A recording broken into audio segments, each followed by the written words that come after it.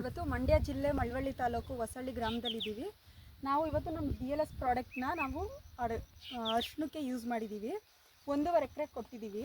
ನಾವು ಮೊದಲು ಇದಕ್ಕೆ ಫಸ್ಟು ಗ್ರ್ಯಾನುವಲ್ಸ್ ಕೊಟ್ವಿ, ಮತ್ತು ಸ್ಪ್ರೇಗೆ ಅಗ್ನಿಗಾರ್ಡ್ ಸೂಪರ್ ಫೈನ್ ಕೊಟ್ವಿ, ಮತ್ತು 2ನೇ ಬ್ಯಾಚ್ಗೆ ನಾವು ಧರಿತ್ರಿ ಗ್ರೋತು ಪ್ರೈಮರು ಕೊಟ್ವಿ. ಇವಾಗ 3ನೇ ಬ್ಯಾಚ್ಗೂ ನೀವೇ ಕೊಡಿ ಅಂತ ಕರ್ಸವ್ರೆ ನಮ್ಮನ್ನ. ನೋಡಿ ಇವಾಗ 5 ತಿಂಗಳಾಗೈತೆ, ಗ್ರೋತು ಈ ಥರ ಆಗೈತೆ.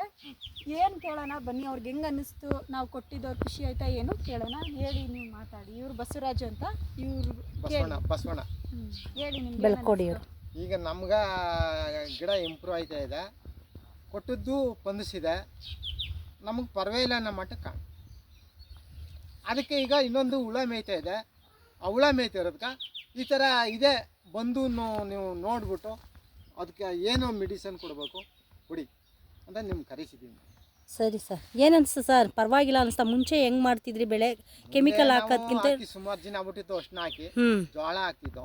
ಈ ಸತಿ ಏನಪ್ಪ ಅಂದರೆ ನಮ್ಮದು ಬಿತ್ತನೆ ಮಾಡ್ಕೊಂಡಿರೋದ್ರಿಂದ ನಾವೇ ಎಲ್ಲನಕ್ಕೂ ಮಾಡ್ತೇವೆ.